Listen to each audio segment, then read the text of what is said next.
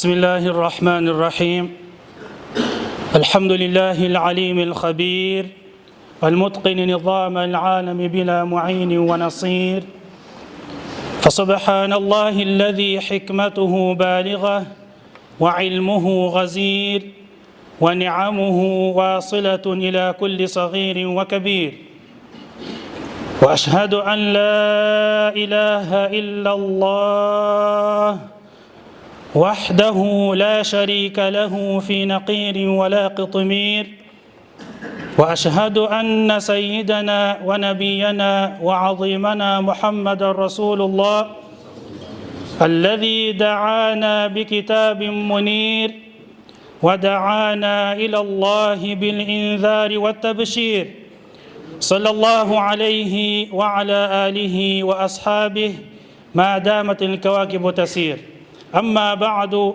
فأعوذ بالله من الشيطان الرجيم اذهب أنت وأخوك بآياتي ولا تنيا في ذكري. All praise due to Allah subhanahu wa ta'ala. Peace, salutation be upon our Master Muhammadin sallallahu alayhi wa sallam. Ishimwe, ikuzo, ibisinda byuzuye bikwiriye Imana Allah subhanahu wa ta'ala. Amahoro imigisha bisakari kwa sozereje inwa n'abahanuzi Muhammad sallallahu alayhi wa sallam. The ayah which I just recited before you now, Allah subhanahu wa ta'ala in this verse of the Quran, Surah Taha, Allah subhanahu wa ta'ala instructed Musa alayhi salam, or he commanded Musa alayhi salam, him and his brother to go to Fir'aun. Normal, the meaning of the ayah is, اذهب أنت وأخوك بآياتي. O Musa alayhi salam, you should go, you and your brother, with my signs. To go to where? To Musa alayhi, to Fir'aun, la'natullahi alayhi. ولا تنيا في ذكري. Do not ever be lazy, do not ever be forgetful in my remembrance. That's the meaning of the ayah. Now let's go in the tafsir. When ayah nawasomea hani mbele yanyu, Allah subhanahu wa ta'ala abgira Musa alayhi salam n'umuvandimwe Harun alayhim assalam, amubwira ati idhhab anta wa akhuka bi ayati. Genda we n'umuvandimwe wawe. Go and your brother. Genda we n'umuvandimwe wawe kwande kwa Fir'aun, ujyane ibimenyetso byanjye, bitangaza byanjye. Kandi uramenye ntuzigere uteshuka unebwa mu kunyibuka. Ni bisono bya aya byonyine. Tugiye muri tafsiri ya aya, ndibuze kuza kugira ute gukomerezaho njya mu nama za Abu Darda radiyallahu ta'ala anhu yatugiri. Allah subhanahu wa ta'ala is telling Musa alayhi salam, idhhab. Mufassirin rahmahumullah said the word idhhab, it means tahdim as-salbiyah wa tabni an-nashat. Put an end on laziness.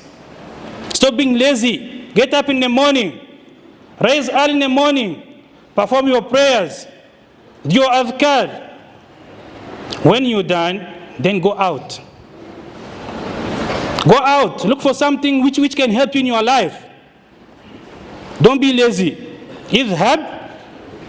Jenda Musa. Bisawanu ichi tahdim as-salbiyah, bikuraho ubunebwe.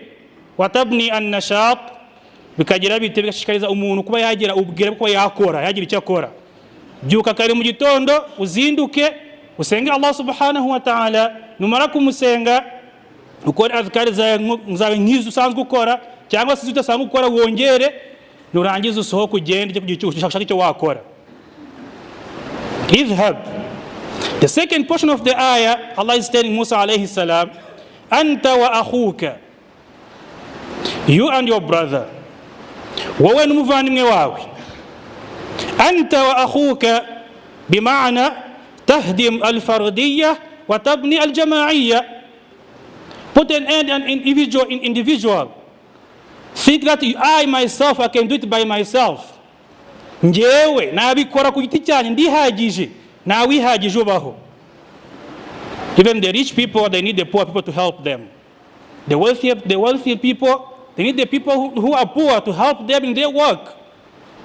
Abakire bakeneye abakene kubafasha mu kazi kabo. So don't ever say, I myself, I can do it by myself. Let's help one another. The Ummah of Muhammad sallallahu alaihi wasallam supposed to be the Ummah which works together so you can achieve something. So kwa Ummah ikorera hamwe tukagira icyo twageraho. Anta wa akhuk bi ayati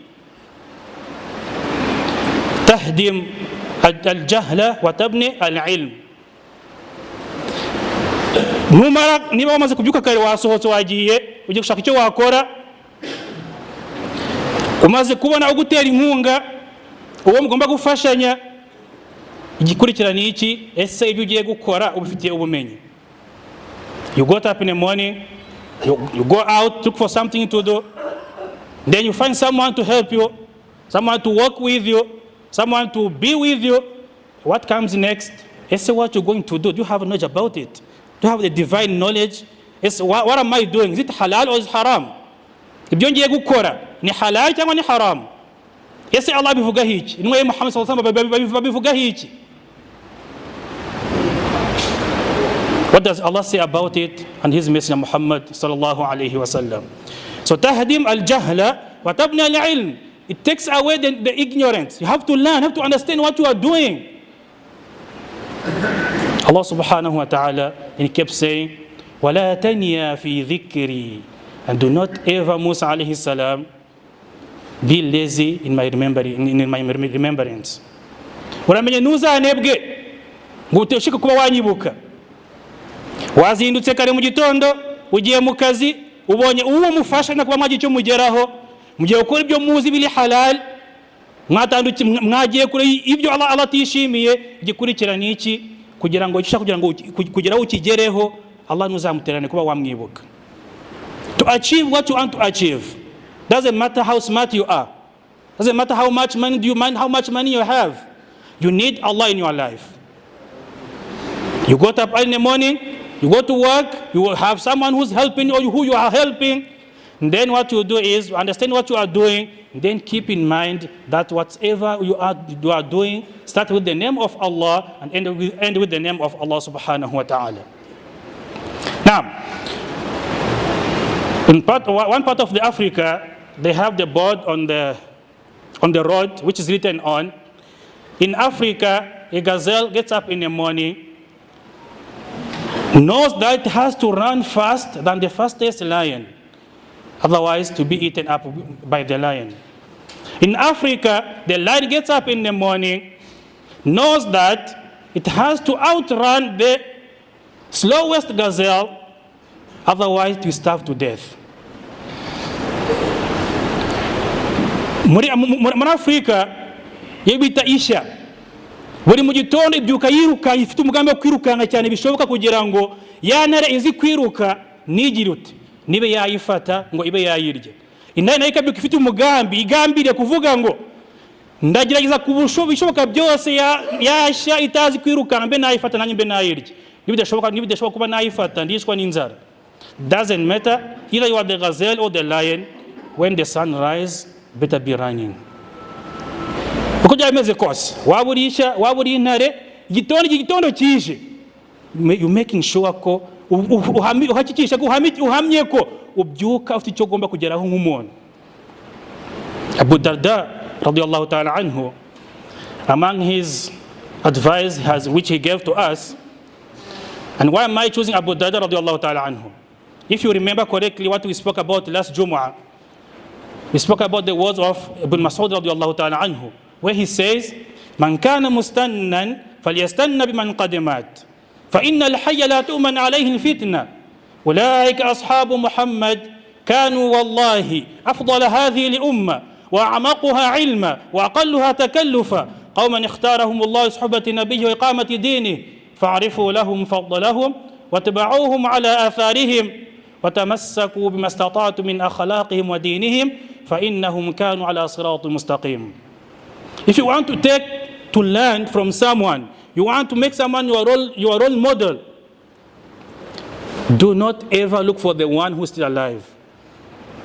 amubyibuka neza bushize Idjuma ishize twabivuzeho tuvuga duti Ibn Mas'ud yaravuze ati niba hari umushaka kugira ube wakwigiraho wagira icyo umukuraho bamugira uwo ureberaho icyo uburyo bwo kubaho gushobora idini ryawe nko bikwiye uzabigire kuri bantu utakiri muzima. Understand ibn qadamat must learn from the ones who are not living anymore. يقول الشافعي رحمه الله قد مات قوم وما ماتت مكارمهم وعاش قوم وهم في الناس أموات. They are the people who have died a long time ago. They died, they're gone, but what they have done remain behind. Ibyo bakoze byarasigaye. Abantu bapfuye nubwo bapfuye ariko kubera ibyo bakoze bacyari bazima mu mitima y'abantu. They still alive in the people's heart. وعاش قوم وهم في الناس أموات. And there are people who are living at the moment. We're living with them. They're living with us. But in the people's heart, they are dead because the way they behave. N'abantu bazima bahari tubana nabo ariko mu mitima y'abantu barapfuye kubera uburyo bitwara kubera ibyo bibagaragaraho. So Ibn Mas'ud aravuze ati rero radiyallahu ta'ala anhu man kana mustannan falyastanna biman qadamat. If you want to follow the way of someone, choose the one who are no more, the one who have died. فإن الحي لا تؤمن عليه الفتنة, because the living ones, there is no guarantee that the fitna won't approach him. He may change at any time. Doesn't matter how big Sheikh he is. He may change at any time. Ntacyo uko byamaze kose umuzima uko yamaze kose umenya afite bwari bwo bwose fitna zamugezeho ashobora kuba yahinduka. Uragomba gukurikirana inde rero ulaika ashabu Muhammad. Those are the companions of Muhammad sallallahu alaihi wasallam. The Sahaba of Nabi sallallahu alaihi wasallam are the ones supposed to learn from. N'abasangizi ba Rasul sallallahu alaihi wasallam ugomba kwigiraho ukareba uburyo babayeho ni gute. Fa'arifu lahum fadlahum. Recognize the way they lived, recognize their virtues. Menya agaciro bari bafite, ubuhambari bwabo, uburyo Allah subhanahu wa ta'ala yabatatse. Wa kullu wa'ada Allahu al-husna. Allah subhanahu wa ta'ala, each and every one of them, He has promised him to go to Jannah. Bose ko bakabaye Allah basezeranyije ijuru. Babandi bapfuye bari kuri bawe Rasul sallallahu alaihi wasallam bakamubona bakagenda bapfa bari kuri la ilaha illa Allah Muhammadur Rasulullah. Abo nibo tugomba kwigiraho. Natinda mu magambo rero Abu Darda radiyallahu ta'ala anhu, he says حذر مروء أن تبغض قلوب المؤمنين من حيث لا يشعر. Watch out, be careful. Let not the heart of the believer dislike you in the way you cannot comprehend, in the way you don't know the reason why are they hating me. Uramenye ntuzigere wangwa n'imitima y'abemera mana Allah subhanahu wa ta'ala mu buryo wowe utabizi, utazi icyo urukuzira icyari cyo, utazi impamvu. So the man who was sitting in front of him, one of his students, Salim, Abu Darda radiyallahu anhu said to him, atadri ma hadha ya Salim? Do you know why the reason why the people they get to hate you, the past people they get to hate you for no reason? Ese wabuze impamvu abatinya Allah subhanahu wa ta'ala bashobora kuba bakwanga ntacyo ubona ko ntacyo baguhoye. Salim avuga ati la adri, ntabwo mbizi, tell me, I don't know, just tell me what the reason. Then he said to him, al-abdu yakhlu bima'asi Allah azza wa jal fayulqi Allah bughdahu fi qulubi al-mu'minina min haythu la yash'ur. A man keeps sinning, disobeying Allah subhanahu wa ta'ala in secret. Umuntu ahozaho akora ibyaha yihishe yiherereye, azi ko nawe umubona, akibagiza ko alam ya'lam bi anna Allah yara, ese ntazi ko Allah abona. Gusa uko bigera ni gute, Allah subhanahu wa ta'ala in his sunnah, in his way, he prays in the heart of the believer. He puts in the heart of the believer to hate that person. Min haythu la yash'ur, in the way he cannot comprehend. Abu Darda radiyallahu anhu, he kept saying, Ya ma'ashara ahlul amwal, barridu ala juludikum min amwalikum, qabla an takunu fiha wa nakunu fiha ma'akum sawa. All the assembly of the wealthy people, Ya ma'ashara ahlul amwal, barridu ala juludikum min amwalikum. Cool your skins from the hellfire. yemwe bakire mwahawe umutungo na Allah subhanahu wa ta'ala, muzimye umuriro wa Allah subhanahu wa ta'ala, murinda imibiri yanyu mukoresheje iki? Min amwalikum, mukoresheje imitungo yanyu Allah subhanahu wa ta'ala yabahaye, kuba yabahaye mukoremo mwe mwata kugira ngo mwe mwakwirinda umuriro wa Allah subhanahu wa ta'ala. Mbere ko bigenda bite? Qabla an nakuna iyyakum fiha sawa, before us and you cool your skin from the hellfire, using your money which Allah has given you, before the one who are rich and the one who are poor, they become the same. Yuko umukene n'umukene usanga babaye bamwe, ibyo bibaho ryari? Igihe urupfu rukugezeho ugasanga wa mutungo ntacyo kumariye, mu gihe urimo kwita Imana Allah subhanahu wa ta'ala, ahubwo ugiye gusigara kurwanirwamo n'abatarawushatse. Budadazi ati rero, before that time comes, before you leave whatsoever you have been fighting for, before you leave it behind, take out something from it. Spend it in the way of Allah subhanahu wa ta'ala, so that it can help the needy and they can help the masjid of Allah subhanahu wa ta'ala. Before the time comes when you are dying, when the money cannot help you.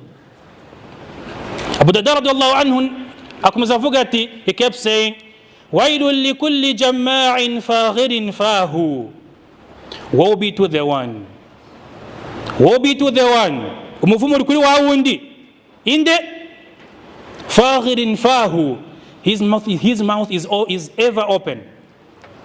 Faghirin fahu,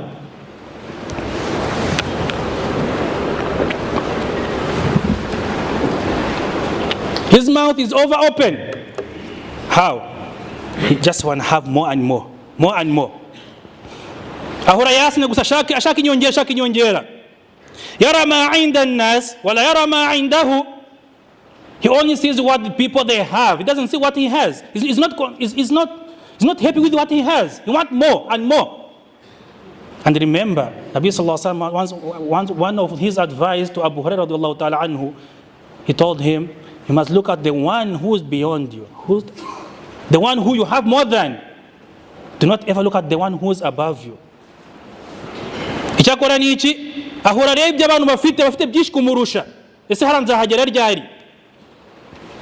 Ryari nzagera kubyo uriya mu runaka afite, kugira ngo arebe wa wundi arusha, ahubwo arebe wa wundi ufite byinshi kumurusha. Kandi mwe mu nama Rasul sallallahu alaihi wasallam yagiriye Abu Hurairah amubwiye ati, ujye ureba wa wundi uri munsi yawe, ntukareba wundi uri hejuru yawe, uzatuma unyurwa n'ibyo ufite. So faghirin fa yara ma 'inda an-nas wala yara ma 'indahu, law yastati'u la wasala al-laylu bin-nahar. If he is able to, he was going to merge the night into the day.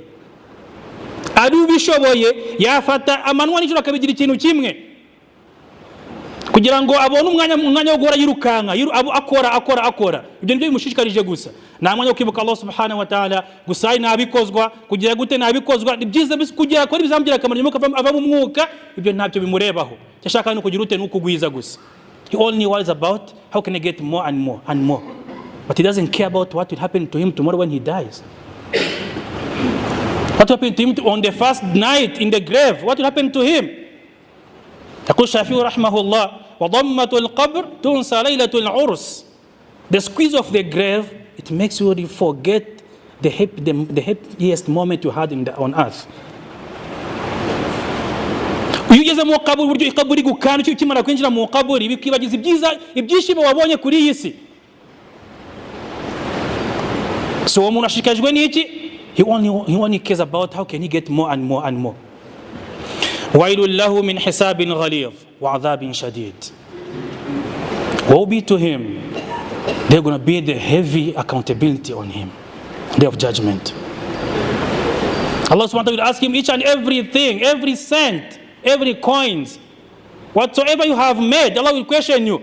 مِنْ أَيْنَ اكْتَسَبْتَ وَفِيمَا أَنْفَقْتَ. How did you earn it and how did you spend it? Hano bikomeye bimuriho. Azabunga azafite ibaruwa rihambaye cyane. Rasul sallallahu alaihi wasallam atubwiye ati, umuntu ku mutungo Allah azakubaza ibibazo bibiri. Wawubonye ute, wawutanze ute. Min ayna iktasabta wa fima anfaqta. How did you earn it? How did you get it? It was in the halal way or in the haram way? And how did you spend it? It can come from the halal way, then you spend it in the wrong way. That's also Allah will question you. So you have to be careful. Abu Darda radiallahu anhu, then he wrote a letter to Salman radiallahu ta'ala anhu. You all know who Salman is. Salman radiallahu ta'ala anhu, he's the giant. Rasul sallallahu alaihi wasallam said, we all ask Allah to grant us Jannah. We all beg for, we beg Allah. Oh Allah, we need Jannah, we need Jannah, we need Jannah. But Salman, Jannah is there waiting for him to enter in Jannah. That's Salman radiallahu ta'ala anhu. But Abu Darda, hamwe n'ibyo byose, afata urupapuro yandikira Salman. Salman wa Rasul sallallahu alaihi wasallam tubwira ngo twese twifuza kujya mu ijuru, ijuru ryifuza ko Salman yaryinjiramo. Abu Darda mwakira urupapuro nk'umuvandimwe we. Twibuke ko Rasul sallallahu alaihi wasallam yabagize abavandimwe bakimara kwimukira i Madina. They were brothers. Then he said, Ya akhi, oh my dear brother, اغتنم صحتك وفراغك قبل أن ينزل بك ما لا يستطيع العباد رده. اغتنم صحتك وفراغك. Oh my dear brother, take care of your free time. Take care of your health. Take care of your free time you have and your health before that which no one can stop approaches you. Which is it? Death. يقول الشافعي رحمه الله ومن نزلت بساحته المنايا فلا أرض تقيه ولا السماء. When a death approaches you, he said the world is vast, it's big, you can go anywhere you want to go. But when the death comes to you, you look for anywhere to run, but there's nowhere to run. isi nini iraguye, ushobora kujya aho ushaka hose, ariko iyo urupfu rwakugezeho ushaka no gupfuna imitwe ukayibura. Abu Darda yandikiye Salman amubwiye ati, fatira n'igihe cyawe n'ubuzima bwawe buzira umuze ufite, mbere yuko ugerwaho na cya kindi kidashobora ko cyagira ubugihagarika wari we wese, ari cyo ki urupfu. Aynama takunu yudrikumul maut wa la kuntum fi burujin mushayyada. Hamwe muri hose, muzamuri hose, urupfu ruzabagerwa mu nyubako zingana zimitamenwa. Wherever you may be, death will approach you. Doesn't matter where you are. Even if you are in the highest buildings, the death will approach you. يقول الشافعي رحمه الله إن الطبيب بطبه ودوائه لا يستطيع دفاع مقدور القضاء ما للطبيب الذي يموت بالداء الذي قد يبته. Which doctor? الذي يموت بالداء الذي قد يبته مثله فيما مضى. The one who dies by the cause of the same sickness which he used to cure people from. Muganga wicwa n'indwara yavuraga abandi kayivura igakira, ariko nawe yamugera ikamutwara. هلك المداوي والمداوى والذي جلب الدواء وباع ومن اشترى. Doesn't matter. The one who has put the factory to make the medicine, and the ones who work in that factory, and the one who make medicines also. Doesn't matter the one who sells it also. When the death comes, it takes each and every one. Doesn't care who you are. When Allah's decree is there, no one can stop it. إذا جاء لا يؤخر. When the death comes, does not wait for anyone, not even a second. Urupfu rwaje ntago nawe rutindiye ngo rwamwicyariza na gatoya, hasha wakalla. Mushafi ati rero byamugendekeye bituri muganga wagezweho na yandwara yavuraga abandi gakira, ariko we imugezeho nabiramutwaye. Doesn't matter yaba washize uruganda rukora umuti, yaba bakora ya miti n'abayigurisha, bose urupfu yo yangwari bagezeho abashaka kugira ngo apfe arapfa na waruhagarika. Abu Darda radiyallahu anhu keeps going, keeps writing to Salman radiyallahu ta'ala anhu. He said, wa ya akhi, oh my dear brother, la tajma' ma la tastati'u shukra. My dear brother, do not ever gather the wealth which you can never be able to thank Allah subhanahu wa ta'ala by using the same wealth you have, same money you have. If you know you're not able to use it by thanking Allah subhanahu wa ta'ala, by spending in the way of Allah subhanahu wa ta'ala, by helping the needy, do not ever run behind it. Muvandimwe Salman, ndakugira inama nkubwira ni uramenye nuzakusanya umutungo utazashobora kuba wawukoresha mu gushimira Imana Allah subhanahu wa ta'ala. Kwa hiyo mpamvu, for what reason? فإني سمعت رسول الله صلى الله عليه وسلم يقول, because I heard Nabi صلى الله عليه وسلم saying in hadith, يجاء بصاحب الدنيا يوم القيامة الذي أطاع الله تعالى. Unubise mwema na Muhammad sallallahu alaihi wasallam imiravuga ngo wawe undi ufite umutungo wandi wari umukire ku isi azaza imbere ya Allah subhanahu wa ta'ala agiye kunyura kuri sirat. That person who are rich on earth, he will be brought by Allah subhanahu wa ta'ala before he crossed the bridge to Jannah. Then he will be brought in front of Allah subhanahu wa ta'ala. Then he will look where he's going to pass. Either you miss a bit before in Jahannam. He starts trembling, fearing, scared. Azagira ubwoba bwo kuba yakwambuka. Ko kubera ko yubashe Allah subhanahu wa ta'ala mu gutanga wa mutungo mu Allah subhanahu wa ta'ala. Azabwirwa ati imdi, don't worry, just go ahead. لقد أديت الحق الذي كان عليك. You have done what you are supposed to do. You have fulfilled your right. Wakoze ibishoboka, wakoze ukuri kugomba warakuranje waragukoze. Ntugire ikibazo. Genda umutungo uri imbere irimo kubyita genda ntugire ikibazo genda. Ngo azahanyura yishimye kubera yagize ate yakoze ibyo Allah yamusabye kuba yakora. وجاء بصاحب الدنيا الذي لم يطع الله سبحانه وتعالى. Then the one who did not obey Allah, using his money he had, his wealth he had, his property he had, he will be brought by Allah subhanahu wa ta'ala. وَمَالُ بَيْنَ كَتْفَيْهِ. Azaba yikoreye wa mutungo we. Azana kwa Allah subhanahu wa ta'ala, aza yikoreye umutungo we. Uri mu bitugu bye. Carrying his wealth on his shoulders. And then to move ahead will be hard for him. Kwa yakomeza ngo imbere bizamukundira. Atangire yifuze kuba yagite kuba yarohama kuba yafa bikarangira. Because remember, keep in mind, he will wish to die, but Allah said in the Quran, لا تدعوا اليوم ثبورا واحدا ودعوا ثبورا كثيرا فسوف يدعوا ثبورا ويصلى سعيرا. Don't wish to die once. Wish to die multiple times. Wish to die many times. It won't help. It won't help.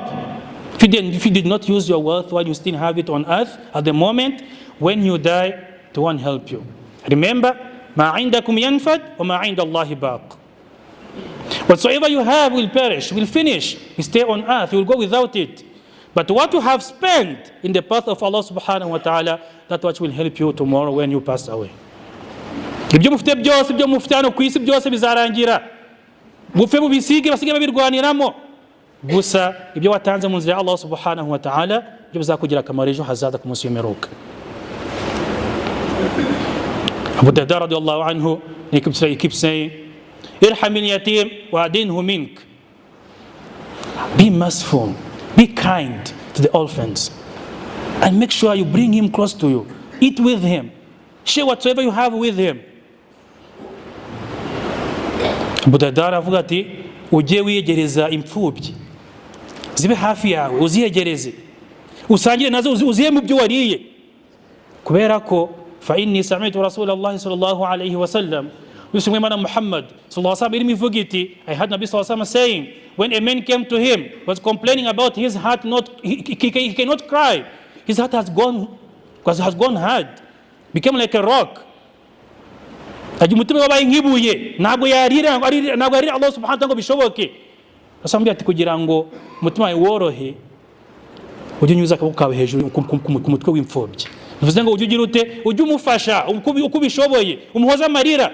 Pass your head over the orphan. Help them. Keep them with you. Make them happy as your kids. So that will soften your heart.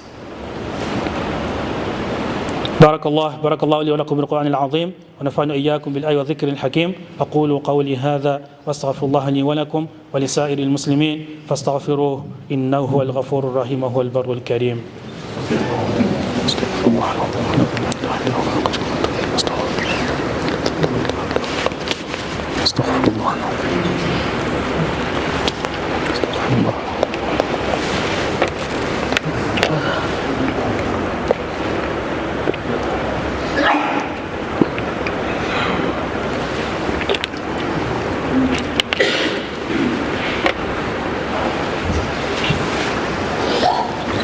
بسم الله الرحمن الرحيم الحمد لله الذي خلق الخلق ليعبدوه وحبب إليهم الإيمان ليذكروه وأسبغ عليهم نعمه ظاهرة وباطنة ليشكروه صلى الله عليه وعلى آله وأصحابه الذين صحبوه ونصروه إلى يوم الدين وبعد. وأشهد أن لا إله إلا الله ملك فقدر وبطن فخبر وعلى فقهر، إذا قضى فلا راد لقضائه وإذا حكم فلا معقب لحكمه وهو سريع الحساب. وأشهد أن سيدنا ونبينا وعظمنا محمد رسول الله، النبي الذي زكاه الله كله فقال: وإنك لعلى خلق عظيم. صلى الله عليه وعلى آله وأصحابه ما دامت كواكب التسير. أما بعد، عباد الله، اتقوا الله تعالى واعلموا أن الله تعالى أمركم أن تصلي وتسلم على حبيبه المصطفى، فقال جل ذكره بعد أعوذ بالله من الشيطان الرجيم: إن الله وملائكته يصلون على النبي يا أيها الذين آمنوا صلوا عليه وسلموا تسليما. اللهم صل وسلم وبارك على محمد الغافلون. ورضي الله عن أبي بكر وعمر وعثمان وعلي وعن الصحابة أجمعين. اللهم أعز الإسلام والمسلمين وذل الشرك والمشركين ودمر أعداءك أعداء الدين. اللهم آت نفوسنا تقواها وزكها أنت خير من زكاها، أنت وليها ومولاها. يا حي يا قيوم برحمتك نستغيث، أصلح لنا شأننا كله ولا تكلنا إلى أنفسنا طرفة عين ولا أقل من ذلك. اللهم صل وسلم وبارك على محمد صلاة تفتح لنا بها أبواب الرضا والتيسير وتغلق بها أبواب الشر والتعسير، إنك يا مولانا نعم المولى ونعم النصير. عباد الله رحمكم الله، إن الله يأمر بالعدل والإحسان وإيتاء ذي القربى وينهى عن الفحشاء والمنكر والبغي يعظكم لعلكم تذكرون. اذكروا الله العلي العظيم يذكركم وادعوه يستجب لكم، ولذكر الله تعالى أعلى وأولى وأعز وأجل وأهم وأتم وأكبر، والله يعلم ما تصنعون. أقم الصلاة.